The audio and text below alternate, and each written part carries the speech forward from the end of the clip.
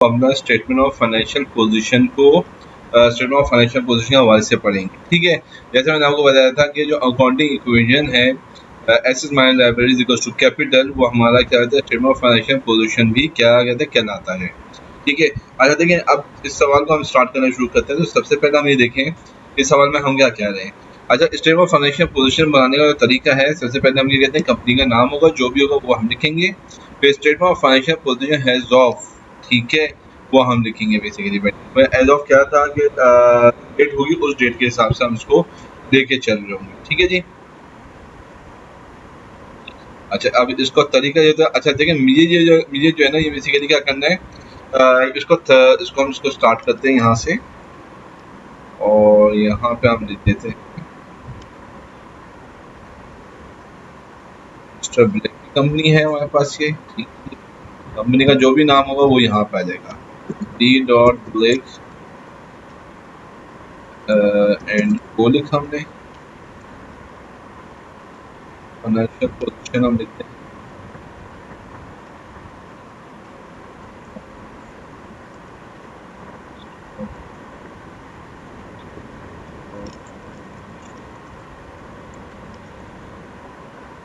बस।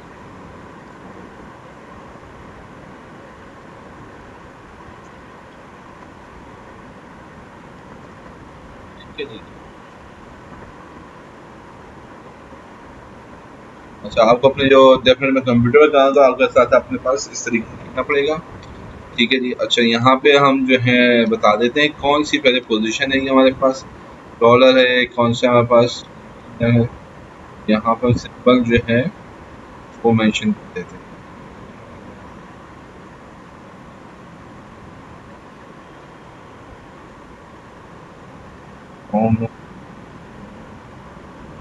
इसको हम डॉलर में दे देते हैं, और हम यहाँ पर डिफाइन करते हैं पहले एसेट्स। यहाँ पे हम शो कर देते हैं डॉलर। ठीक है, जो करेंसी का साइन है हमारे पास, तो हम डिफाइन करते हैं हमारे पास करंट एसेट्स क्या हमारे पास। अब देखिए यहाँ पे हम बात करते हैं On May 1, Mr. Blake started a business and deposited into a bank account opened specially for the business. ठीक है जी, मिस्टर ब्लेक ने, अब यहाँ पे हम जो है करंट एसेट लिखा और थोड़ा सा आगे कर देते हैं। यहाँ पे हम डेट लिख देते हैं।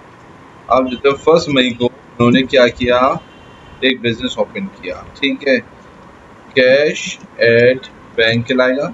ठीक है, कैश एट बैंक कितना था हमारे पास, 60,000। ठीक है जी। अच्छा, कैपिटल को अभी हम यहाँ पे नहीं लिखेंगे क्योंकि कैपिटल सबसे आखिर में आता है, तो अभी हम लेके चल रहे हैं। यहाँ के नीचे आप देख सकते हैं अपने पास, या आप देखेंगे ये आप लिखेंगे यहाँ पर 01 मई को एक बिजनेस स्टार्ट किया, और कैपिटल जो था उनका कितना था, 60,000 था। ठीक है, ये चेंज नहीं होगा, तो अभी जितने सवाल में होगा उसमें ये चेंज नहीं होगा। कैश एट बैंक जो था 1 मई को जो उन्होंने रखा 60,000 रुपये। ठीक है, इससे उन्होंने क्या किया, अपना बिजनेस को क्या किया, स्टार्ट किया। जैसे मैंने आपको बताया कैपिटल क्या होता है, जिससे आपको बिजनेस स्टार्ट करते हैं। कैश पैक का 60,000 रुपये पड़े थे, उन्होंने जाकर बैंक अकाउंट में जमा कराए ऐसे बैंक में, जिससे वो बिजनेस पर्पज के लिए यूज होता है। ठीक है, उसको हमने कैश एट बैंक कह दिया। फिर हम आते हैं अपने पास, उन्हें फिर 3 मई को उन्हें एक परचेस ऑफ एसेट किया। उन्हें एक स्मॉल शॉप जो थी वो उन्होंने की, और वो उन्होंने कहाँ से की, एंड पे for internet transfer from the business bank account, जो बिजनेस अकाउंट में थे ट्रांसफर कर दिए 25,000 रुपये की। बिल्कुल सिंपल सवाल है। ठीक है, तो अब हमारे पास आ जाता है 3 मई 2024। ठीक है जी, और हमारे पास आ जाता है शॉप बाई की उन्होंने, और जो शॉप बाई की वो उन्होंने कितने की, उन्होंने 32,000 की। ठीक है जी। अच्छा, यहाँ पे जो है कैश एंड बैंक जो ट्रांसफर होगा वो कितने का हो जाएगा, यहाँ पे माइनस हो जाएगा। तो यहाँ पे पहले कितना था, 60,000 था, तो अब जो नेक्स्ट ट्रांजेक्शन हमारे पास बनेगी वो कितने बन जाएगा, ये 28,000 हो जाएगी हमारे पास। अच्छा, इसका यहाँ पे हम सम लिख देते हैं,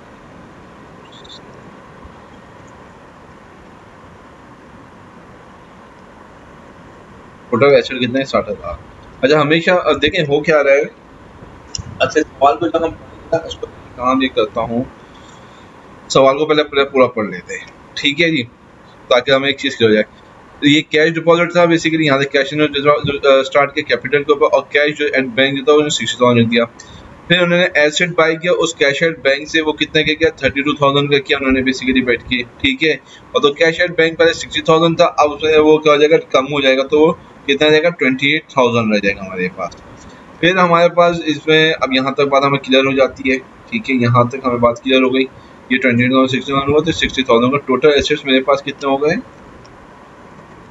टोटल एसेट पास कितने हो गए, 60,000। फिर हमारे पास आता है next question,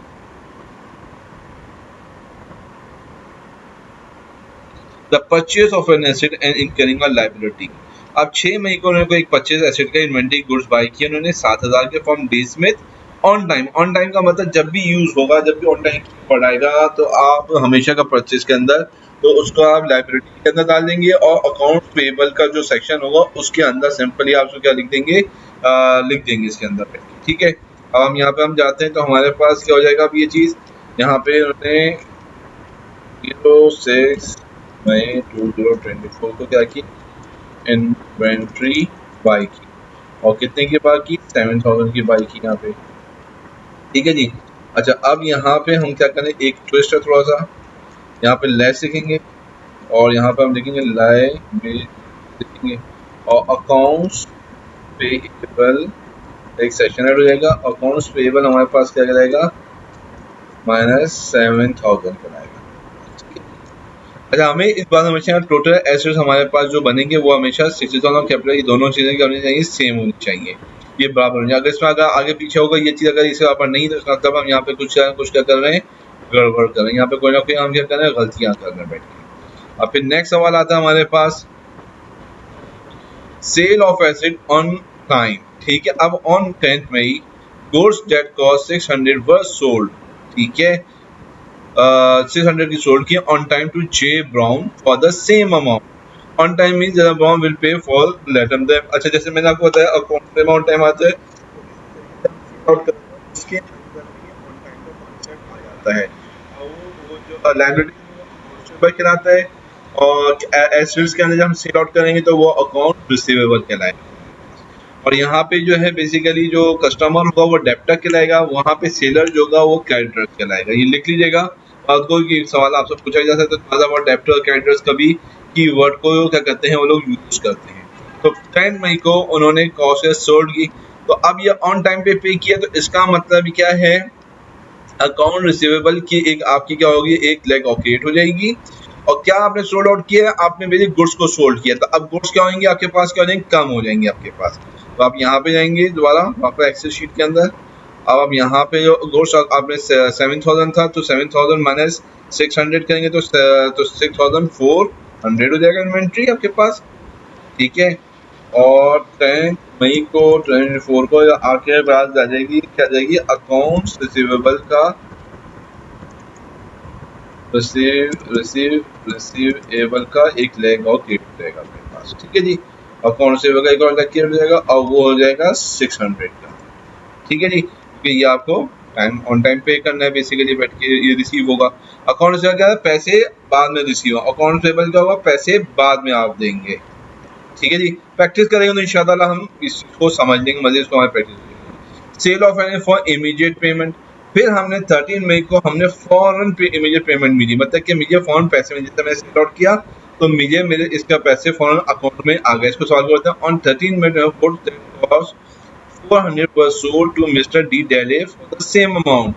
Daly paid for them immediately by debit card. Year one asset inventory is reduced while another asset bank is increased. अब क्या होगा, इन्वेंट्री क्या हो रही है, डिक्रीज हो रही है, क्योंकि मैंने 400 की मदद क्या कर दी, इन्वेंट्री सोल्ड कर दी, और मुझे इमीडिएट पेमेंट रिसीव होगा मेरे बैंक अकाउंट के अंदर। तो कैश एट बैंक जो होगा वो मेरा बढ़ जाएगा 28,400 हो जाएगा, क्योंकि पेमेंट 400 की इन्वेंट्री जो थी वो 400 की सोल्ड आउट हुई, 6,000 मैंने कर दिया, ठीक है जी। अच्छा, पहले मैंने इन्वेंट्री सोल्ड की थी वो अकाउंट रिसीवेबल में ऑन टाइम की थी, ठीक है, तो डेट्स अकाउंट रिसीवेबल का क्या था, मेरे पास एक लेग क्रिएट हो गई थी। जबकि इस केस के अंदर मैंने दोबारा इन्वेंट्री को सोल्ड आउट किया, लेकिन मैंने फॉरन कैश ले लिया, मेरा फ़ौरन कैश दे दें, कस्टमर का मैं कैश दूंगा फ़ौरन आपको, मैंने कैश दे दिया। हम शॉप पे जाते हैं, बाद में हम क्रेडिट कार्ड चार्ज करवाते हैं तो हमें पेमेंट 45 डेज के बाद करनी होती है। बाद में हम कैश दे देते हैं, डेबिट कार्ड को चेक करा देते हैं तो हमारे फ़ौरन अकाउंट से क्या होते हैं, पैसे डिडक्ट हो जाते हैं। The payment of a liability, अब जो हमने लाइबिलिटी के लिए अकाउंट्स पेएबल, यहाँ से हमने क्या किया, डी स्मिथ को हमने पेमेंट कर दी बाय इंटरनेट ट्रांसफर। अब इंटरनेट ट्रांसफर किए तो इसका मतलब कैश एट बैंक में से 3000 क्या हो जाएंगे, मजीद क्या हो जाएंगे, कम हो जाएंगे हमारे पास। हम यहाँ पे जाते हैं, कैश एट 3000 कम हो जाए तो 25,400 हो जाएगा हमारे पास। ठीक है, लाइबिलिटी हमारे पास आ जाएगी 4000 रह जाएगी।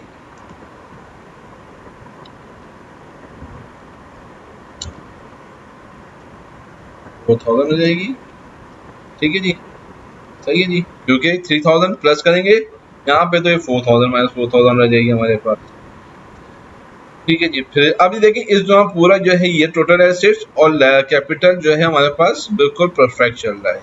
देखिए assets minus liabilities equals to capital, ये बिल्कुल परफेक्ट चल रहा है। ठीक है जी, इसमें कोई जो है कमी बेशी नहीं। फिर collection of an asset, mister Brown who और Black six makes a part payment of 200 by cheque. हमने जो अकाउंट रिसीवेबल किया था उसको उन्होंने बाय चेक किया 200 ऑन 31 मई। ठीक है, और the effect is one asset and account receivable increase another asset cash at bank. ठीक है, बिकॉज ये अकाउंट रिसीवेबल था हमारे पास तो ये फर्क हमारे पास 600, तो अभी हमारे पास 400 हो जाएगा और यहाँ पे हमारे पास 25 600 क्या हो जाएगा, इंक्रीज हो जाएगा। राइट, ये हमारे पास एक इक्वेशन थी स्टेटमेंट ऑफ फाइनेंशियल पोजीशन, ये हमने इसको सीखा इस तरीके। अब इसकी मजीद एग्जांपल्स करेंगे हम लोग बैठ के, तो आपको मजीद इसके जो है कॉन्सेप्ट्स जो होंगे मजीद क्लियर।